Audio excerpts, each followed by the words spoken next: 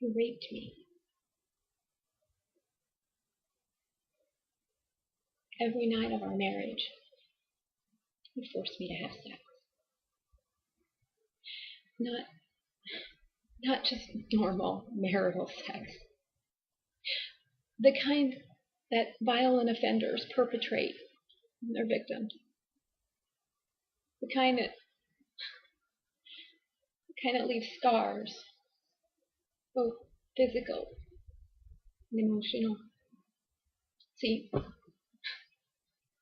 this is property. He owned me and everything about me. He locked me in my cage and hid the key.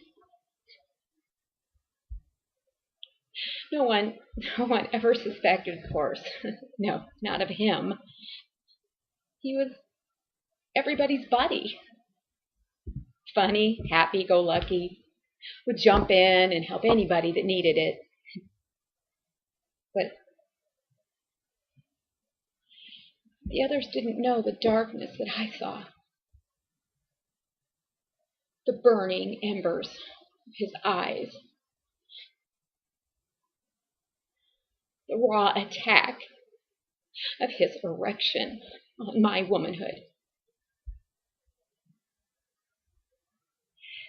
Even when I was pregnant, which of course was every few months, he burrowed into me even more forcefully, as though he didn't want to share me with our unborn child. He found the flutter of my tiny ones to be competition for his attention. So he drilled on, causing me to lose 4 precious babies in 6 years. 3 of the 7 infants actually made it out of the womb, though 2 of them were born dreadfully early. He was jealous that I needed to stay at the hospital for a few weeks until his son or daughter could come home. Because, of course, I wasn't there to meet his needs. Cook his food, wash his laundry, suck his cock. And when they would cry, he would scream at them to shut up. I would take them, all 3 of them, out in the stroller and push them around the neighborhood for hours until he would come hunting for me in the car, wondering why I wasn't home to take care of him. My punishment would be extra intense that night.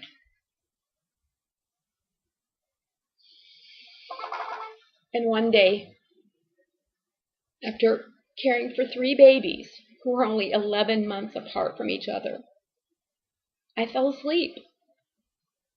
I fell asleep on the couch with the 2 toddlers, while my baby girl slept in her crib. God, she was barely 2 months old. And she woke up in her crib and was crying. I was so exhausted, I simply hadn't heard her. But he did.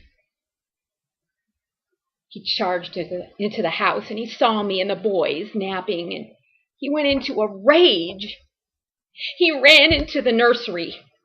He picked up my baby daughter, and he began shaking her, telling her to shut the hell up, or he would give her something to cry about. And soon, she was quiet. Her tiny head rolled to one side, lifeless. And the bastard brought her into the living room, and he threw her motionless body onto my lap. Now that's how you get them to shut up, not coddle them the way you always do. My boys were wide-eyed with fear, and I realized, God, he had just murdered my daughter.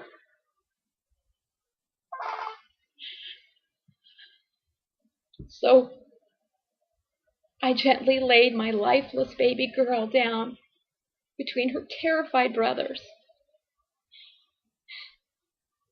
and I told them to be quiet and to watch the baby.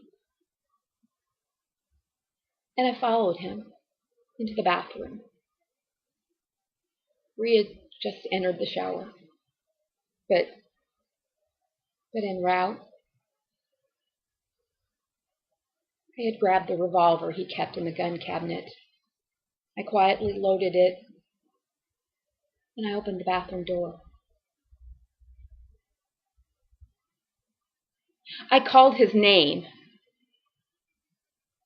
only because I wanted to see his face when I fired.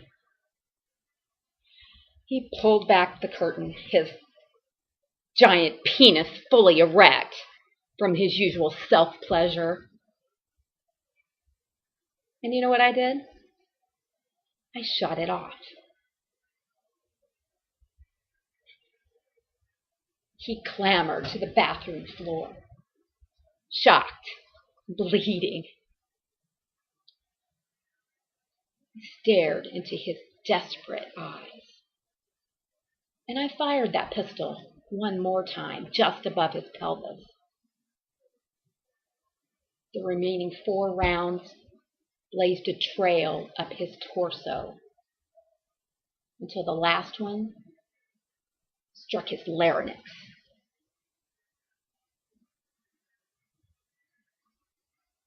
I gently laid the gut down on the toilet, washed my hands, and I called the police.